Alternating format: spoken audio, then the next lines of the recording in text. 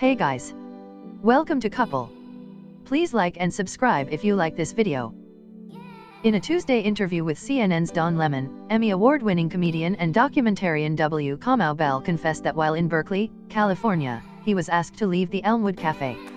He noted the incident was just one of many that people of color face at establishments all over the United States. I got kicked out because they thought that I was harassing my wife and my 13-week-old baby, he recalled. And I talked to my wife about a minute. I met her and a friend at this coffee shop. They told me to leave because someone had complained about me being there. I was afraid they would call the cops.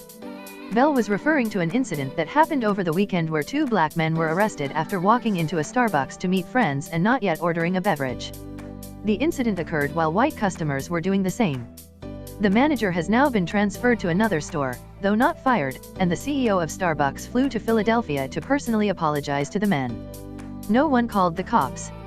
No one mistakenly thought you had a gun, but did you worry about those things? Lemon asked. He explained that many African Americans and Latinos experience this kind of racism every day. Bell was concerned because it was 2015 when police had just killed Michael Brown. Here's the thing that is so sickening about it, is because my wife was right there, who is white, and she goes, "That's my husband, we are together.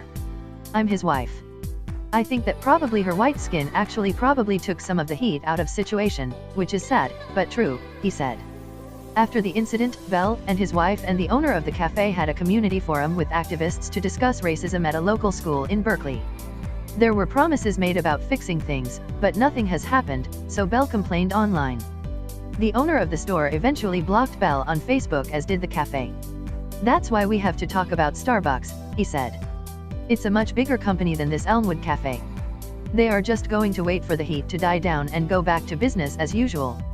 This is about how black people are treated in this country." This issue is linked to the black teenage boy who was shot at when he was asking for directions. He noted that it happens everywhere and noted you can't get more liberal than Berkeley, California. However, he urged people not to buy into the alt-right fantasy that Berkeley is some bastion of liberalism. "It's not as much as people think. I heard the police commissioner talking in the previous segment," Bell continued. "They are acting like the situation was successful because the black men didn't get mad and the cops didn't get mad.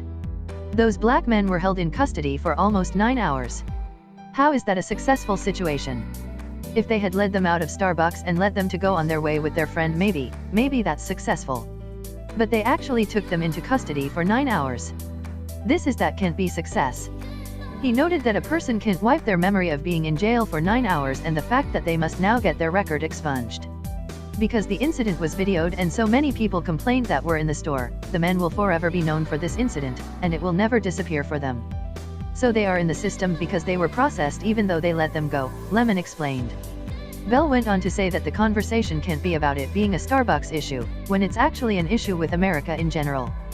Until America, and specifically American white people, are willing to confront and participate in America's history and legacy of racism and current-day racism, like the white woman who took the video did, we are still going to be here, Bell said.